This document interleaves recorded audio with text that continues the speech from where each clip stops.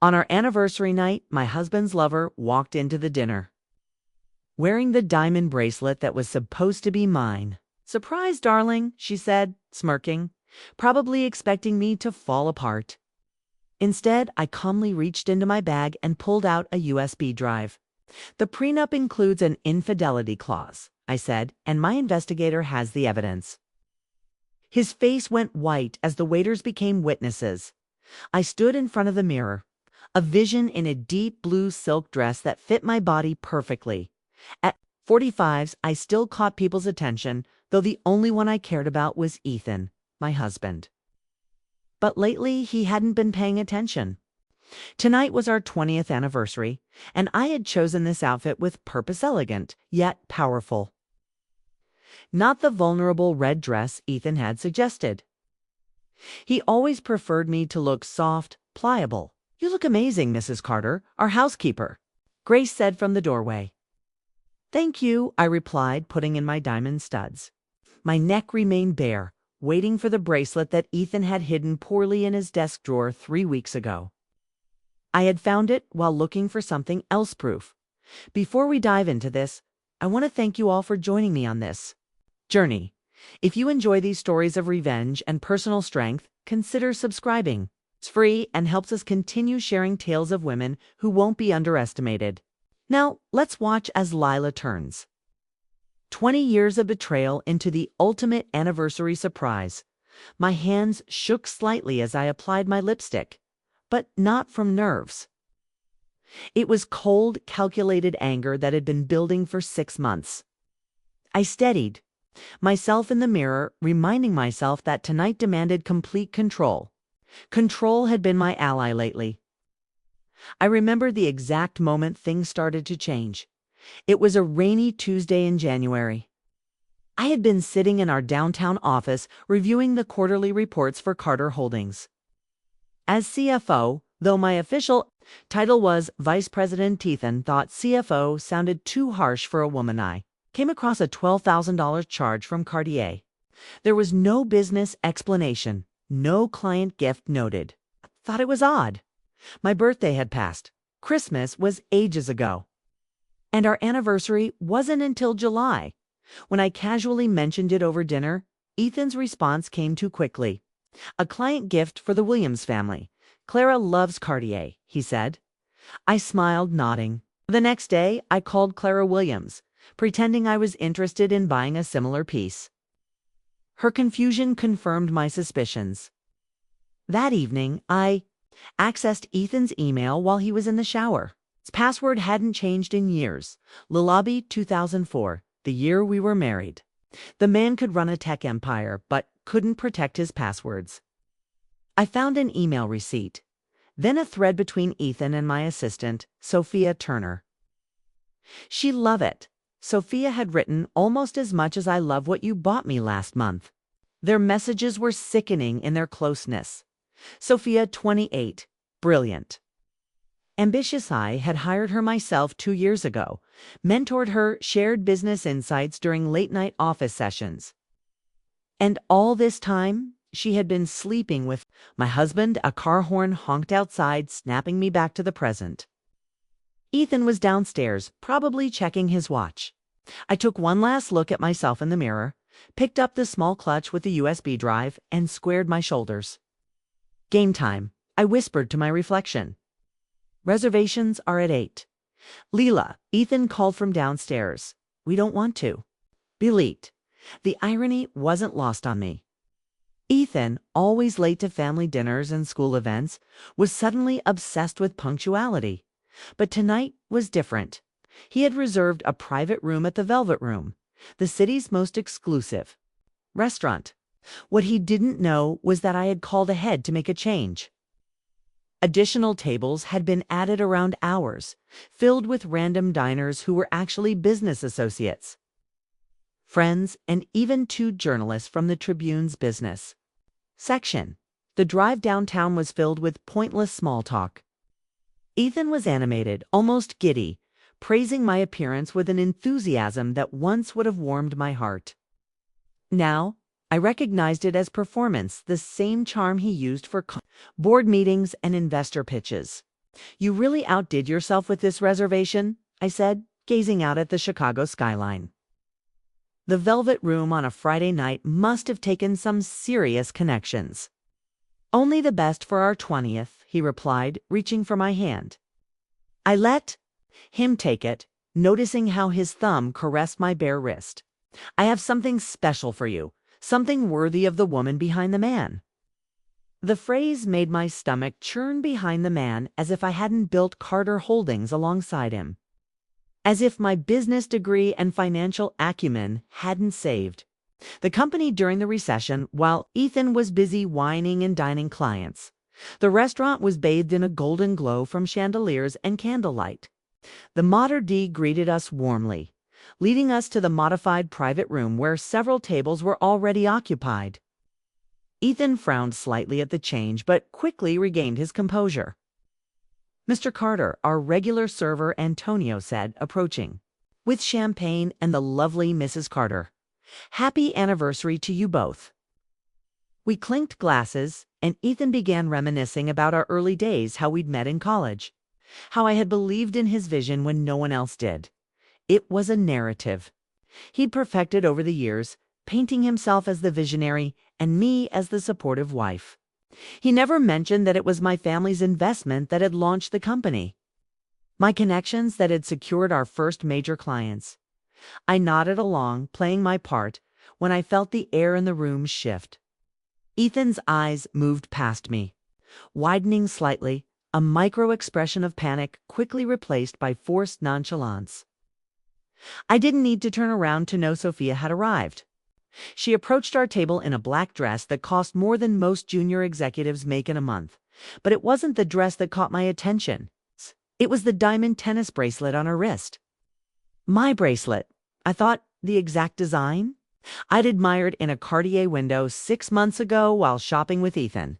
Surprise, darling, she smirked, her eyes fixed on me, clearly expecting a breakdown, a scene, tears, something to make me look unstable in front of everyone. Instead, I felt an odd sense of calm settle over me. The final piece had fallen into place. I'd suspected she might show up tonight. The hotel reservation in Ethan's name 3 blocks away was a clue, but the bracelet was an unexpected gift. Sophia, I said, what a surprise. I don't recall seeing your name on the reservation. Ethan jumped in, his voice slightly higher than normal. Sophia was just dropping off some papers for Monday's presentation, weren't you, Sophia? I watched her smile falter slightly. This wasn't the reaction she'd expected. That bracelet is stunning, I continued, my voice carrying across the now silent room. Cartier, isn't it? Exactly the one I pointed out last winter. Sophia's hand moved to cover the bracelet instinctively. Ethan's face had lost its color. With deliberate slowness, I reached into my clutch and extracted the small black USB drive, placing it on the table between us. The prenup has an infidelity clause, I said clearly, making sure everyone in the room could hear. And my investigator has proof, not just of this affair, but of the 3 before it. And something far more interesting buried in the company. Financials, I added, turning to face our audience. Would anyone like to hear about the Carter Holdings shadow accounts before the SEC does? Ethan's face went from pale to gray as waiters became witnesses to the public execution of his marriage, his reputation, and potentially his freedom. The silence that fell over the restaurant was deafening. I watched as Ethan's face contorted, his usual confident facade crumbling beneath the weight of exposure. 20 years of marriage flashed before my eyes, not just the betrayal of the present moment, but the slow erosion of what we'd built together. Lila, please, he whispered, reaching for my hand. We can discuss this privately. I pulled away, my mind drifting back to Northwestern University. 1999. I was 22, a summa cum laude economics graduate with offers from 3 investment banks. Ethan was the charming business major with big dreams and mediocre grades, but when he spoke about technology ventures, his passion was infectious. When he proposed this summer after graduation, I shelved my Wall Street ambitions to support his vision for a tech startup. You're the brains, Lila Carter, He'd say in those early days, poring over business plans at our tiny kitchen table. I'm just the pretty face who will sell it. It had been a joke then, but it became our reality. There's nothing to discuss, I replied, coldly, watching Sophia sink into a nearby chair. Her earlier confidence evaporated. The time for discussion was before you gave my executive assistant my anniversary gift. The irony wasn't lost on me. Sophia was essentially a younger version of myself, ambitious, analytically brilliant, eager to prove herself. I'd recognized those qualities when I hired her, saw myself in her determination.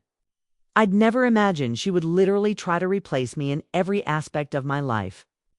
Carter Holdings exists because of my family's seed money, I continued, my voice steady. My father's connections secured our first 3 clients. My economics background built the financial structure that saved us during the 2008 crash. Across the room, I noticed Bernard Wilson from the Chicago Business Journal scribbling notes.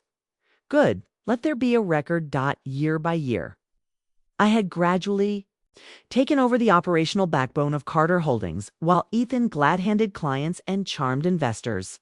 I developed the financial models that kept us profitable, restructured departments for efficiency, and quietly pioneered the data analytics division that now generated 60% of our revenue.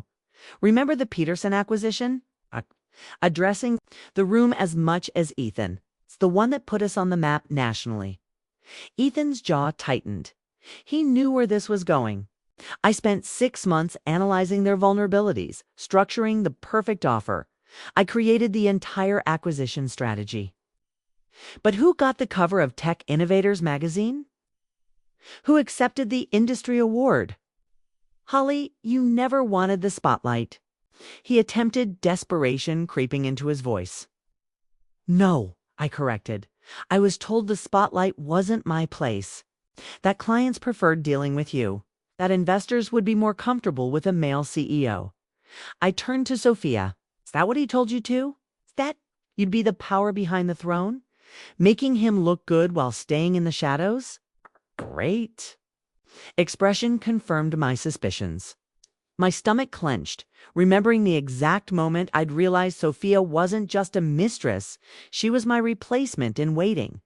3 months ago, I'd overheard Ethan on the phone in his home office. Once Harley's out of the picture, we'll restructure the executive team. You've already proven you can handle her responsibilities. I stood frozen outside the door, hand covering my mouth to prevent any sound from escaping. The board trusts my judgment, Ethan had said. They'll accept whatever narrative we give. Then the next day, I contacted Patricia Monroe, the sharpest divorce attorney in Chicago. Our first meeting had been eye-opening. You're in a stronger position than you realize, Patricia had said, reviewing our prenuptial agreement. There's an infidelity clause. Ethan probably forgot about it. His father insisted on it, ironically, to protect him from gold diggers. I remembered laughing bitterly at that. His father always did underestimate me. This clause entitles you to 50% of all assets, plus an additional 10% of the company valuation for each proven instance of infidelity. Patricia continued. With proper evidence, you could own controlling interest in Carter Holdings. That meeting changed everything. I went from devastated wife to strategic opponent. Gathering evidence methodically while maintaining a perfect facade of ignorance, I hired Michael Dawson, a former FBI forensic accountant turned private investigator, who documented Ethan's rendezvous with Sophia and uncovered 3 previous affairs. More disturbing were the financial irregularities Michael found offshore. Accounts, questionable transfers, client funds temporarily borrowed, then replaced before quarterly audits. Mrs. Carter, ... Antonio, the server, approached our table tentatively, breaking my reverie. Would you like me to escort Miss Turner out? Before I could answer, Sophia stood up. This is ridiculous, Ethan. Tell her the truth about us. About the company plans. Company plans. I raised an eyebrow. You mean the restructuring where I'm pushed out, Or perhaps the plan to attribute my analytics framework to yourself in next quarter's shareholder presentation. Sophia's eyes widened. I had accessed Ethan's cloud storage weeks ago, finding presentation drafts that credited Sophia with my innovations. The ultimate betrayal wasn't sexual, it was professional. 20 years of building something from nothing only to be erased from its history. Leela, Ethan's voice dropped to a pleading whisper. Think about what you're doing. This company is our legacy. No, I corrected him, standing to address everyone present. Carter Holdings was built on my ideas, my strategies, and my silent acceptance of staying in the background. That ends tonight. I turned to Bernard Wilson, the journalist. I have documentation of systematic financial improprieties at Carter Holdings, orchestrated by CEO Ethan Carter. I'm prepared to provide full disclosure to regulatory authorities. Ethan's face drained of all remaining color.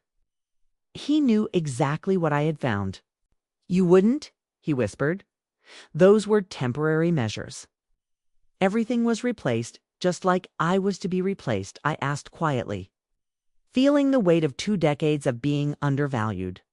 You built our empire on sand, Ethan, and tonight, the tide has come in. A wave of murmurs rippled through the restaurant as my words hung in the air. For a moment, no one moved.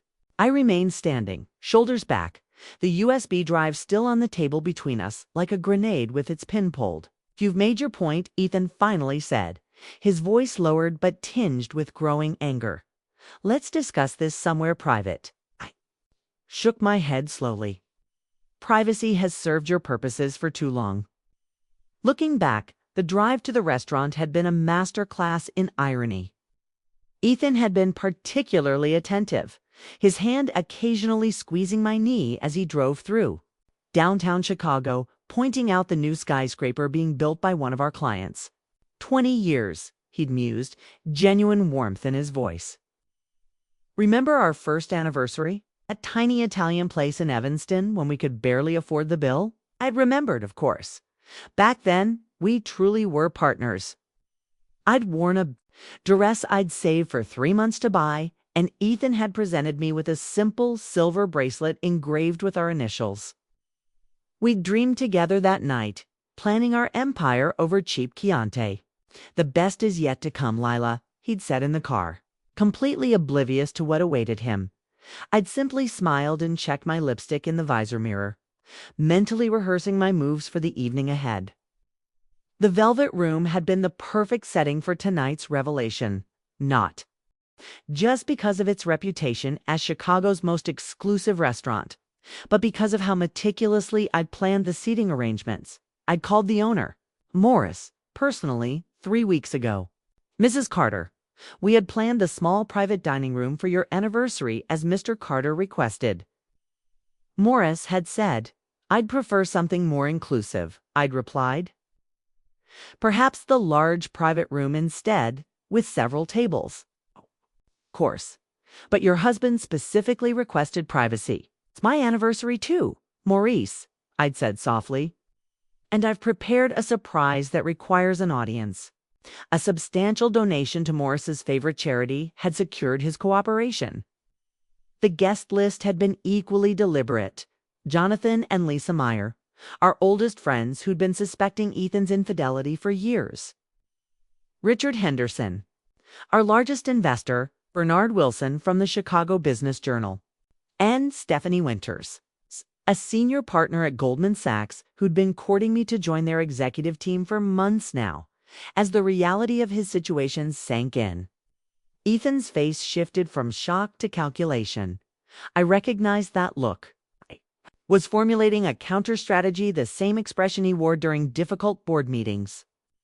Ladies and gentlemen, he addressed the room with a forced chuckle. I apologize for this uncomfortable situation.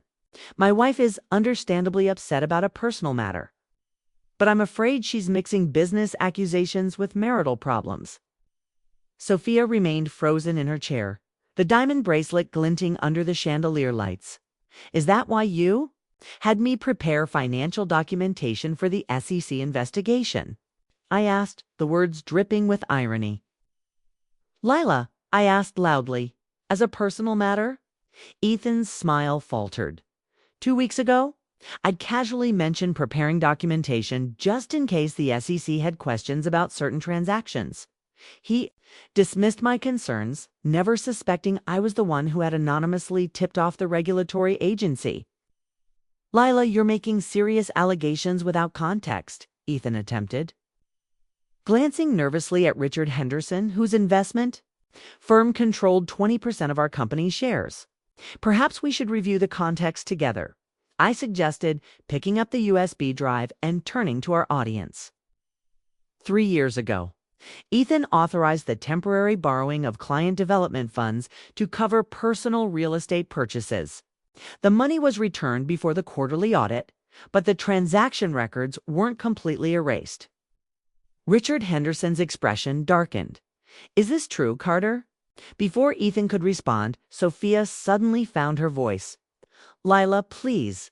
This isn't about the company. This is about your jealousy. Jealousy. I laughed, genuinely amused by her naivety. Sophia, do you think you're the first? The files. On this drive document his affair with Clara from marketing in 2018. Melissa from the Denver office in 2020. And that lovely weekend in Miami with the pharmaceutical rep whose name he never bothered to learn.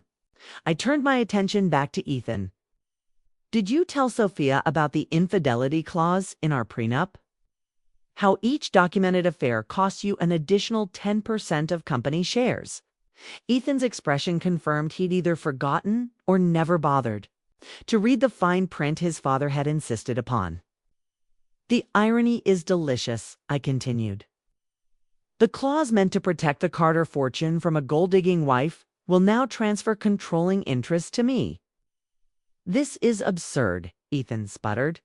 But his trademark confidence was crumbling. Those financial moves were approved by the board, he said. The board wasn't informed, I corrected calmly.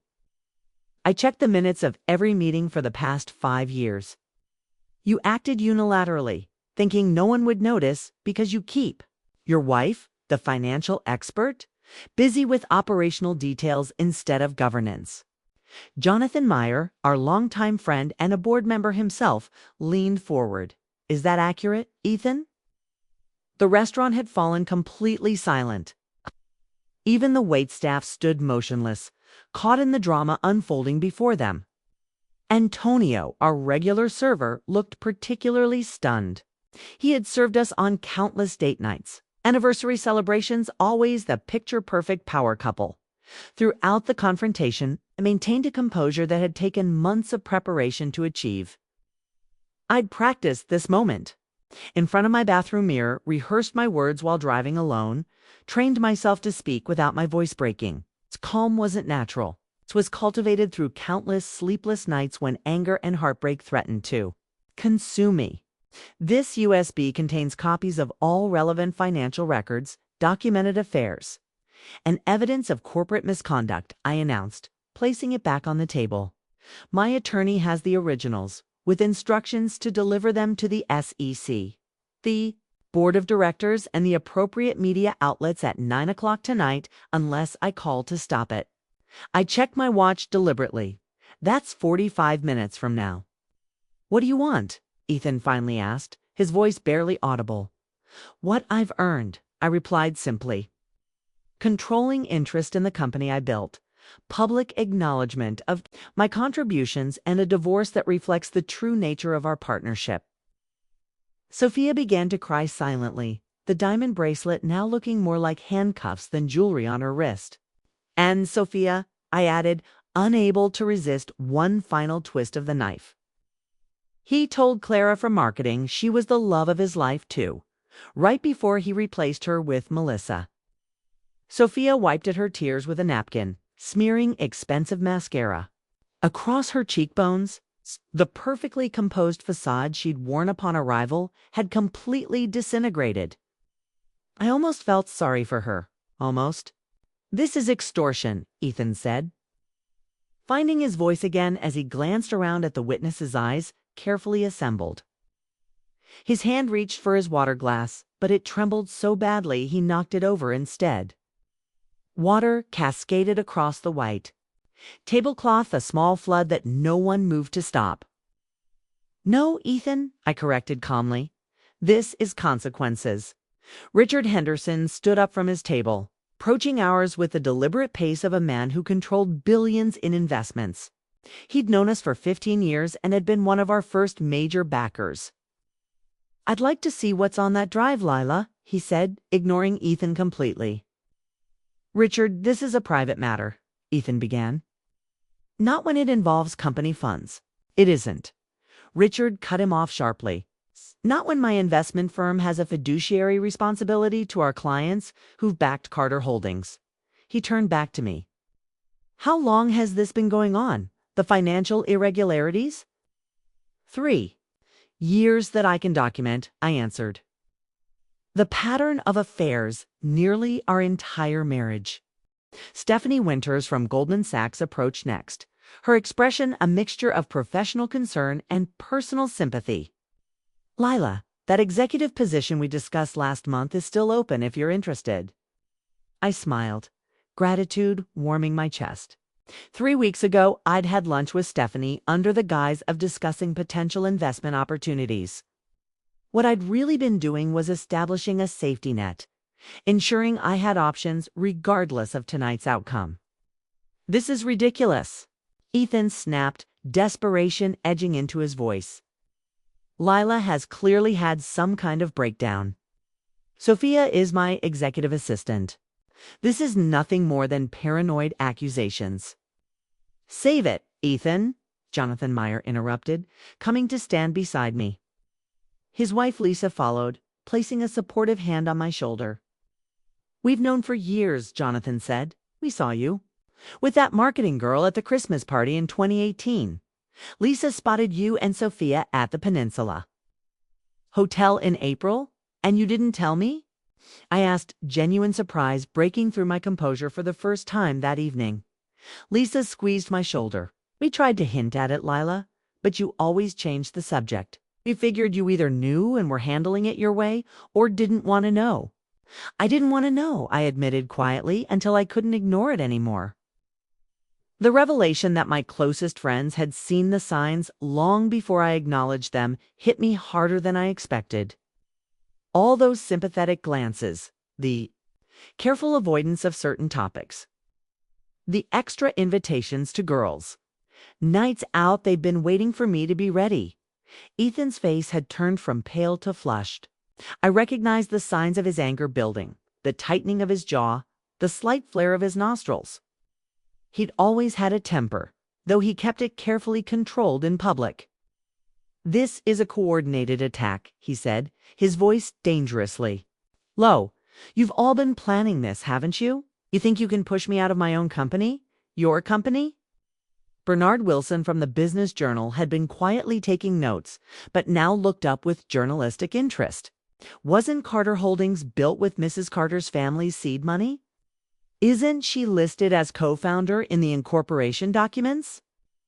I hadn't planted that question, but I could have kissed Bernard for asking it. The narrative was unraveling, faster than even I had anticipated. Sophia stood suddenly, the diamond bracelet catching the light. "I should go," she mumbled, unable to meet anyone's eyes. "Sit down," Ethan ordered, his control slipping. "This isn't over." "It is for me," Sophia replied, a flash of dignity breaking through her humiliation. "You told me Lila knew nothing about the business, that she was just a figurehead. You said she'd accept a divorce settlement and walk away." More murmurs rippled through the restaurant. Ethan looked like he might explode. I reached for my phone, my fingers steady as I dialed. A number I'd memorized weeks ago. The restaurant fell silent as I put the call on speaker. Patricia Monroe's office came the crisp voice of my attorney's assistant. "This is Lila Carter. Please proceed with filing as discussed." My voice was clear, unhurried. "Yes, Mrs. Carter. The documents are prepared. We'll file electronically within the hour." The temporary restraining order regarding company assets should be in effect by morning. I ended the call and looked directly at Ethan. That was just the first step.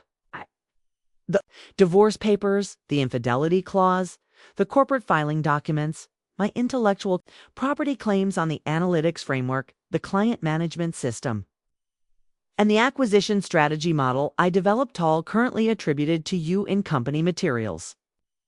Ethan's expression shifted from anger to panic. "We can't prove. Those were your ideas." "Actually, I can," I said, feeling a sense of liberation wash over me. "I've kept every notebook, every initial draft, every email where you asked me to explain complex models to you so you could present them as your own. 20 years of documentation, Ethan." I turned to Richard Henderson. "The analytics framework that increased client retention by 43% last year, mine. The acquisition model that made our purchase of TechVantage possible at half its market value, mine. The financial restructuring that saved us during the 2008 crash, all me." Richard's eyebrows rose. "Is this true, Ethan?" Ethan's silence. Was confirmation enough? Jonathan Meyer shook his head slowly. "The board needs to know about this. Stomp all of it." "I'll call an emergency meeting for tomorrow morning," Richard said, his investor's mind already calculating the implications. I stood up, gathering my clutch and the USB drive. "I believe my 45 minutes are up. I've made my position clear." I addressed the room at large. "Not just fighting for my fair share of Carter Holdings. I'm taking back what was mine all along, recognition for the work I've done, the company I built." Turning to Ethan one last time, I removed my wedding ring and placed it next to the overturned water glass. "Happy anniversary." I walked out of the velvet room with my head high, aware of every eye following my exit. The night air felt crisp against my skin, carrying the promise of freedom. I hadn't anticipated how light I would feel, as if I'd set down a burden I'd been carrying for years without realizing its weight. Behind me, I heard Ethan calling my name. His voice edged with desperation, but I didn't turn around. My driver Marcus was waiting by the curb as instructed, car door already open. "Everything all right, Mrs. Carter?" he asked, concern evident in his eyes. "Better than all right," I replied, sliding into the back seat. "Take me to the Lamb, please." I'd booked a suite 2 days earlier, knowing I wouldn't be returning to our penthouse tonight. As Marcus pulled away from the curb, my phone began buzzing incessantly. I glanced at the screen calls from board members, business partners, friends. News traveled fast in our circles. I silenced the phone, needing time to process what had just happened by morning. The Chicago business community was ablaze with the news. Bernard Wilson's article in the Business Journal was measured but devastating, detailing serious allegations of financial impropriety and intellectual property theft at Carter Holdings. My phone had over 50 messages by the time I awoke. I answered only 3: Richard Henderson, Stephanie Winters, and Patricia Monroe. "The board has called an emergency meeting for noon," Richard informed me. "Ethan is trying to paint this as a personal vendetta, but the financial documentation you provided is convincing. Will you be there?" I asked, gazing out at the Chicago skyline from my hotel room. "I wouldn't miss it," Richard replied. "And, Leela, for what it's worth, I always thought you were the brains of the operation." The call with Patricia confirmed that the temporary restraining order was in place, freezing company assets and preventing Ethan from making any major financial or operational decisions without board approval. The divorce filing had been processed. The wheels of justice were turning inexorably. I spent the morning carefully returning calls to key clients and partners, people whose relationships I'd cultivated over the years. They'd received Ethan's version of events already. His assistant had been busy making damage control calls since dawn. "Holly, Ethan says you're having some kind of breakdown," Charles Emerson, our oldest client, said cautiously. "Charles, we've known each other for 15 years, I replied calmly. "Have you ever known me to be unstable or irrational?" "No," he admitted after a pause. "You've always been the steadiest person in the room." "Then perhaps you should consider why Ethan ... By noon, I had secured the loyalty of our three biggest clients, who together represented 40% of our annual revenue. Despite the upheaval at the top, they confirmed they wouldn't be moving their business elsewhere. The years I had spent cultivating these relationships, often managing the fallout from Ethan's overpromises, were paying off. The board meeting, which I attended remotely, was swift and relentless. Armed with the evidence Patricia and I had gathered, including documentation of unauthorized financial transactions, the board had no choice but to place Ethan on administrative leave while a thorough investigation was conducted. I was named interim CEO. That evening, when I returned to our penthouse to gather my personal items, Ethan was waiting for me. His usually pristine appearance was now a reflection of his crumbling image, disheveled and worn. "You've destroyed everything," he said, his voice strained. "It's 20 years of marriage, thrown away, for what? Revenge." I set my bag down and took in the space that had been our home, the sleek marble countertops, the carefully curated furniture, the panoramic view through the floor-to-ceiling windows. "It's our golden cage. This isn't revenge, Ethan," I said, looking around the room. "This is justice." "The board has suspended me," he said, as if I might not know what was happening in my own company. "Our company," I corrected, "and yes, I know." I was at the meeting. He stared at me, truly seeing me for the first time in years. "How long have you been planning this?" he asked, his voice a mixture of disbelief and regret. "Since the day I overheard you telling Sophia I'd be out of the picture soon," I replied. "But the groundwork was laid by you years ago when you decided I was disposable. When you started taking credit for my work, when you began the affairs." Ethan collapsed onto the sofa, his head in his hands. "I never thought you'd fight back like this. You were always so accommodating." "That was my mistake," I said, moving around the room to gather photos and personal belongings. "I allowed myself to become a prisoner in the cage we built.